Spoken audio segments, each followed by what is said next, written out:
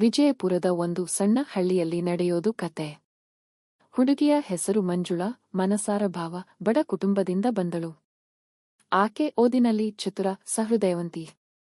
ಗೃಹಜೀವನಕ್ಕೆ ಸಿದ್ಧವಾಗಿದ್ದ ಸಮಯದಲ್ಲಿ ಆಕೆಯ ಬದುಕಿಗೆ ಬದಲಾವಣೆ ತರೋ ವ್ಯಕ್ತಿ ಬಂದನು, ಶಶಿ. ಅವಳು ನಂಬಿದ ಪ್ರೀತಿ. ಶಶಿ ಊರಿನಲ್ಲಿ ತಾತ್ಕಾಲಿಕ ಕೆಲಸಕ್ಕೆ ಬಂದಾಗ ಮಂಜುಳಾರ ಮೇಲೆ ಕಣ್ಣು ಬಿತ್ತು. ಪ್ರೀತಿಯ ಮಾತು, ಗಂಭೀರ ಭರವಸೆಗಳೊಂದಿಗೆ ಅವಳ ಹೃದಯ ಗೆದ್ದ. ನೀನು ನನ್ನ ಜೀವನದ ಸತಿ ಎಂದಿದ್ದ ಶಶಿ ಮಂಜುಳಾಳ ನಂಬಿಕೆಗೆ ತೆಂಗು ಹಾಕಿದ. ಮದುವೆ ಮುಂಚೆ ಶಶಿ ಮಂಜುಳಾಳ ಜೊತೆ ಗಾಢ ಸಂಬಂಧ ಬೆಳೆಸಿದ. ಮಂಜುಳಾ ಮೌನವಾಗಿ ಒಪ್ಪಿಕೊಂಡಳು, ಪ್ರೀತಿ, ನಂಬಿಕೆ ಮತ್ತು ಭವಿಷ್ಯದ ಭರವಸೆಗಳಿಂದ. ಮದುವೆ ನಿಶ್ಚಿತ. ಆದರೆ ಬದಲಾವಣೆಯ ಮೊದಲು. ಮದುವೆ ದಿನ ನಿಗದಿಯಾಗಿತು. ಮನೆ ಮಂದಿಯೂ ಖುಷಿ. ಆದರೆ ಮಂಜುಳಾಳ ಹೃದಯದೊಳಗೆ ದಡಿವಿದೆಯಾದ ಸ್ಥಿತಿ. ಯಾಕೆಂದರೆ ಮದುವೆ 3 ತಿಂಗಳಿಗಾಗಲೇ ಆಕೆ ಗರ್ಭಿಣಿ. ತಲೆಕೆಳಗಾದ ಶನಿವಾರ. ಮದುವೆಯ ಹಿಂದಿನ ದಿನ ಮಂಜುಳಾ ಶಶಿಗೆ ಆ ವಿಷಯ ತಿಳಿಸಿದಳು. ಶಶಿ ಮೊದಲು ನಿಶ್ಶಬ್ದ, ನಂತರ ಕೋಪಗೊಂಡ. ಇದು ನಿನ್ನ ತಪ್ಪು, ಮದುವೆ ಮುಂಚೆ ಅಂಥ ನಿರ್ಧಾರ ಹಾಕಬೇಕಾಗಲಿಲ್ಲ ಎಂದ ಶಶಿ. ಆ ಮಾತು ಮಂಜುಳಾಳ ಹೃದಯ ಬಡಿದಿತು. ನಂಬಿದವನಿಂದ ನಿರಾಕರಣೆ. ಆದರೆ ಮನೆಯವರ ಮುಂದೆ ಎಷ್ಟು ಆಕ್ಟಿಂಗ್ ಮಾಡಬೇಕು.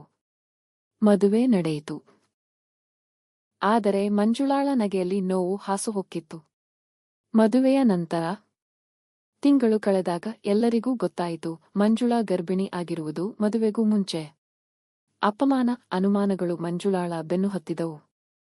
ತಾಯಿ ತಂದೆ ತಲೆಬಾಗಿದರು. ಶಶಿಯ ಮನೆಯವರು ನಿಂದನೆ ಮಾಡಿದರು. ಆದರೆ ಮಂಜುಳಾ ಮೌನವಾಗಿರಲಿಲ್ಲ. ಅವಳು ಧೈರ್ಯದಿಂದ ನಿಂತಳು.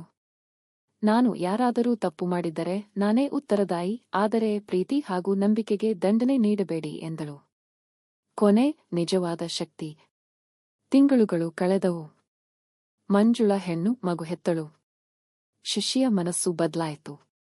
ತನ್ನ ತಪ್ಪನ್ನು ಅರಿತು ಮಗುವನ್ನು ತಾಳಿ ತಾಯಿಗೆ ಕ್ಷಮೆ ಕೇಳಿದ. ಮಂಜುಳಾ ಕ್ಷಮಿಸದಿದ್ದರೂ ಸಹ ಮಗುವಿಗಾಗಿ ಮನೆಯ ಒಗ್ಗಟ್ಟನ್ನು ಉಳಿಸಿಕೊಳ್ಳಲು ಮುಂದಾಗಿದಳು. ಪ್ರೀತಿಯ ಹೆಸರಿನಲ್ಲಿ ಮಾಡಿದ ತಪ್ಪಿಗೆ ಹೆಣ್ಣುಮಕ್ಕಳೇ ಯಾವಾಗಲೂ ಹೊಣೆಗಾರರಾಗಿ ನಿಲ್ಲಬಾರದು.